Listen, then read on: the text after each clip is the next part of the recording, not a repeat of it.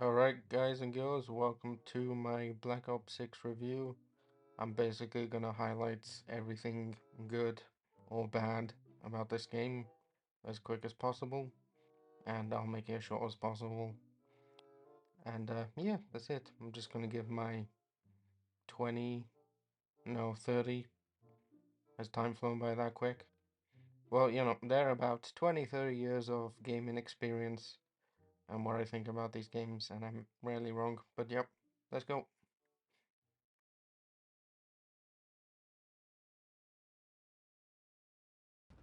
Alright, Omnimovement, the biggie one, was supposed to be the big one.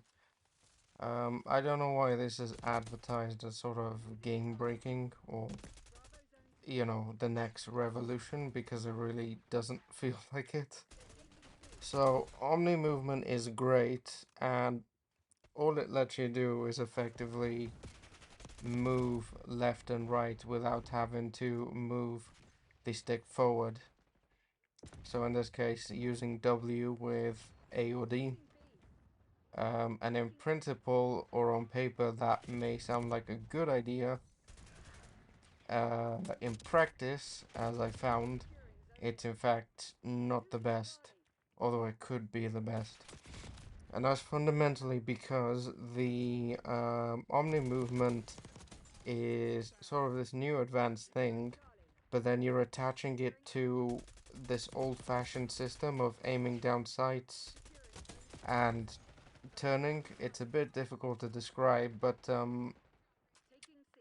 put very simply, you've got the ability to move in a 360-degree range of motion, but then you don't have the ability to aim down sight in a 360-degree motion. So this, for me, is a bit like um, putting on some high-end wheels or a high-end engine in a, I don't know, Volkswagen Beetle, or put in some crappy tires on a Ferrari, something like that. You've also got the animations, which are just way too slow for the Omni movement, put very simply. Um, so yeah, I think we're halfway there with this, but this is not really as game-breaking as people are saying.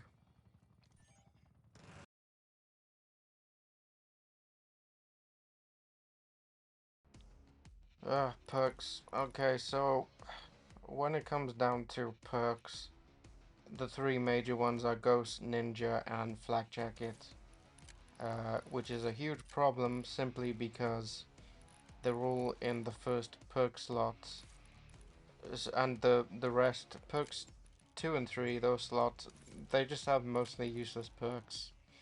They're really situational, where they'll be good if a situation arises, but you're never in control of that situation.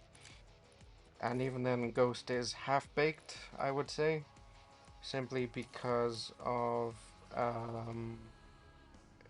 you need to keep moving in order to have Ghost effective, but there's a lot of questions I have, which is how long before you stop moving does Ghost disappear or become inactive? And, does that happen in situations like when you're reloading? What about when I'm stopping to aim with a sniper? Or what if I need to get mounted weapon kills? Does Ghost inactivate then, or what? Ideally, for me, personally, I would have preferred it if Ghost was just how it was in Modern Warfare 3 with the Assassin's Vest. Because then I don't really need to worry about having to constantly move. I can take my time, and one of my biggest issues with this perk right now is it's kind of encouraging rushing movement play and less tactility, less thinking, which Modern Warfare 2 seemed to master quite well. So whether or not it's going to be good or bad, I don't know. But personally, it's a bad move for me, especially because of, I mean, you've probably seen a couple of videos. If you haven't, checked them out. I'm always getting paired with players that have, I don't know, 7 kills and 30 deaths, and they're giving the enemy team, I don't know, 10 UAVs in one game. And now they basically know where I am because I was one paired with terrible teammates because of SBMM, but also because they keep running, dying, dying. And as you can see, there's a pattern here with the running, because when Ghost is working, you have to keep moving to keep it working. So yeah. And then there's the fact that you've got Ninja, which is completely necessary. You absolutely need it. Otherwise, you're gonna be hurt. It's basically like covert sneakers, but not as good. We'll get onto sound in a second, but put simply, you need Ninja. It's essential. You need Ghost. It's basically essential. And one thing I found when playing is that when players can't outgun you, they will just toss a grenade, which insta-kills you. Now, the only counter to that is Flak Jacket, but the problem is, you've already taken up 2 slots with Ghost and Ninja. So, what are you supposed to do when players are just throwing grenades randomly towards your location and killing you? Especially when you're in the middle of a gunfight, there's nothing you can do. Either that or you have to sacrifice one of the 2 major perks which you need. What would have been much more ideal was to put, I don't know, Flak Jacket in perks 2 or 3 perhaps. But what makes this even worse is the fact that you now have to use perk greed, which is one of the cards, in order to get the 2 essential perks, which is Ghost and Ninja. And then you can choose perks 2 and 3 as well. But that's basically removing, I can't remember what it's called, but I think it's Gunfighter, but it gives you 8 attachments on your gun. So simply because of necessity, I would say, um, you basically can't ever use Gunfighter. The only time I can see Gunfighter being useful is S&D now. So you've automatically just removed one element of the game that you've developed yourself, simply because you didn't think through the perk system. So yeah, that's my take on it. I just think that the whole perk system is just, one, the perks are mostly useless. The perks that are useful are all bundled together, so you can't spread them out into the different columns. And even then, when you have the essential perks, you've got problems like you need to keep moving, and for what? Yeah, I don't know what they were thinking when they set this layout, but yeah, we'll see.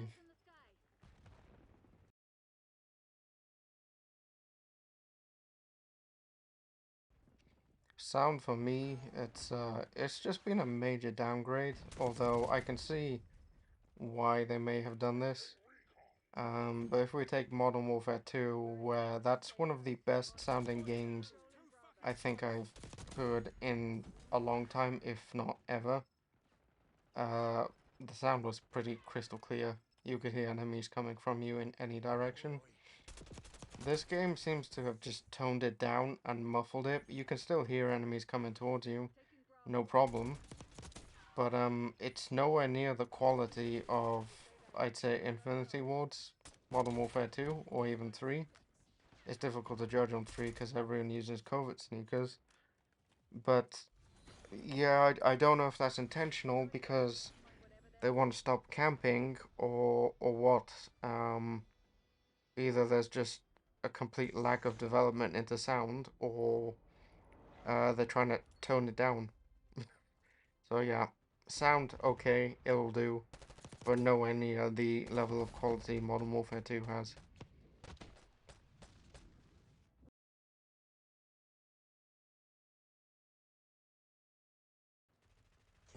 When it comes down to kill streaks, they're all pretty much the same. I can't really make too many complaints. My major complaint is gonna be UAVs and the combination of Ghost. As I've already said, when you're paired with players that are probably 5 years old, They are either constantly dying or running and gunning, and subsequently dying to the players that are effectively playing games with them. And this results in constant UAVs in the air for the enemy team, pinging, our teammates, in this case, the good teammates. And when that happens, for me, it's just completely unfair that simply because of an algorithm that chose to give me these bad players, I then have to suffer because of their actions. It just doesn't make any sense to me. So, for me, to balance out that issue, my personal suggestion would be to make it so that UAVs will only reveal the position of players that contributed to that UAV kill streak. For me, that would be pretty fair. Because if I didn't contribute to it, I shouldn't be, lit up. When it comes down to the special abilities, again, all the same, mostly just things like munition boxes and trophy systems. The major one for me is the disguise, which was immensely interesting and really fun to do. I can just picture myself running around killing enemies, and then they're going to go about and shoot players on their team with friendly fire.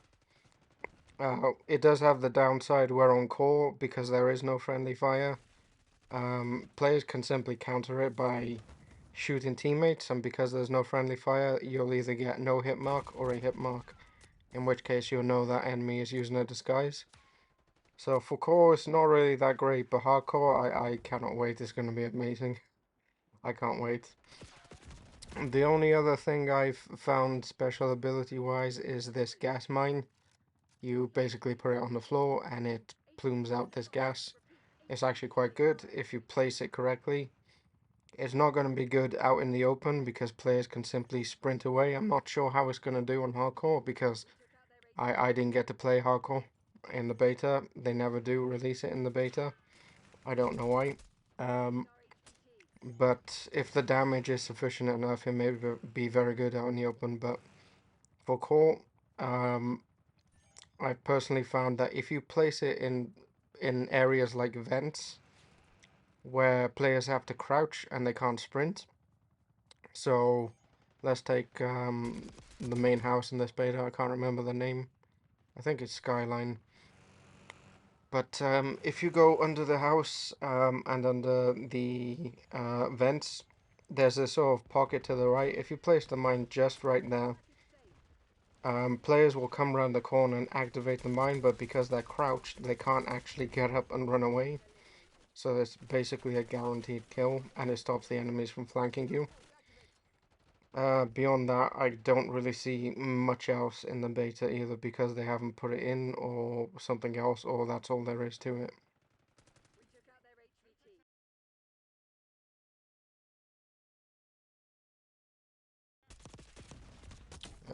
Anything else? Well, it's quite difficult to say on terms of the good things, simply because they're a copy and paste of what's already in existence. It's like you've got creator classes, you've got guns, you've got graphics, which are measurably better. So I can't say anything good um that is new besides what I've already said, which is the disguise ability, which I think is pretty clever, pretty good and pretty clever. Anything else? Um, Generally, I think hit reg is probably a point I should cover. There's a reason I haven't actually gone over it, and that's because every Call of Duty, well, the beta will always have bad hit reg. It's simply because to adjust latency so that the game is in sync, I'll keep those words to keep it simple. But because of the way coding works, you have to effectively expose your game to a sample of the networks that you're going to use. So put simply, the only way to actually sync the game properly is to actually go and have players play it analyze the bandwidths that you get, etc., etc., and then sync them to those bandwidths or Wi-Fi's or netcodes. So for me, the betas are always terrible hit reg wise, but as I found with Modern Warfare 2019 and above, they always even out and they always get back to normal eventually. It's one of the major reasons why I missed Modern Warfare 2019 actually, so quite gutted by that. But I did get to play it 2 years later on. And generally, yeah, I think that's everything to really cover for now anyway.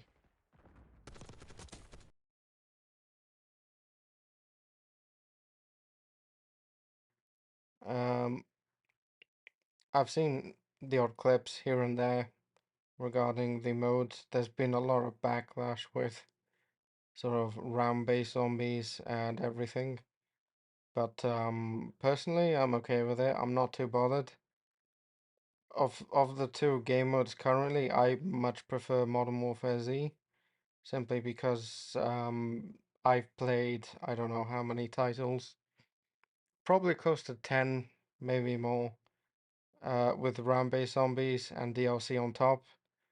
And for me, it's okay here and there, but it's just really boring and repetitive, at least with Modern Warfare Z. You can do different things in different areas, even if it's still repetitive in itself, but there is some kind of diversity there. So for me, I'll have to see. I'll probably do a separate review, but I'll touch on it here. It's okay from what I'm seeing. It's not the best. In fact, I'm quite surprised because their excuse with Modern Warfare Z was the fact that they were allocating all resources to Black Ops 6. And now I'm looking at the footage and all I'm seeing is basically a copy and paste of Cold War, literally, um, with some new weapons. So I don't know what they were doing really, because they're saying, oh, we didn't do Modern Warfare Z because of XYZ in Black Ops 6. Now Black Ops 6 is out and it's the case of, well, I don't see anything that suggests 4 years worth of development. Um, Pretty crazy to me, but maybe I'm judging too soon, so I'll have to see. But yeah, generally it's okay. It'll be all right, from where I can tell. Multiplayer to me though will probably be a bit better.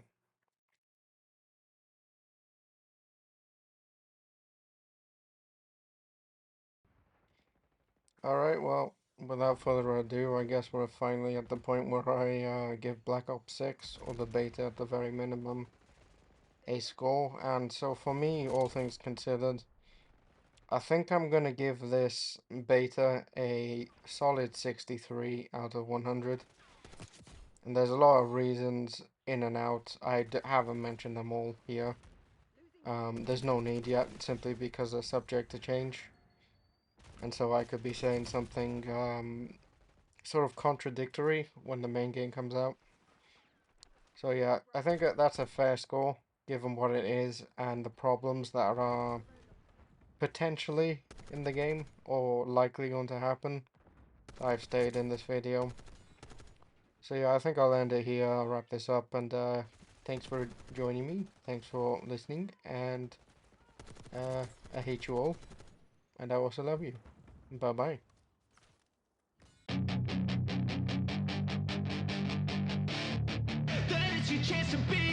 Hey kid, don't ever let them get inside your head. They'll tell you what to do in life instead of everything you know that you could get. Don't let them guide your life towards regret. I'll fight for what I love with every breath. My past is filled with things I won't forget. I use them all to push me to my best. So treat the worst of times just like a test. If only I could go back in time, I'd tell myself that everything will end up alright. Just push yourself, test yourself, figure out what you like, and find your limits, don't be rigid, always work towards a prime. Surround yourself with open minds, people can change your life. A few friends with intent can help you feel alive. Find a passion, take some action, and with a little time, just be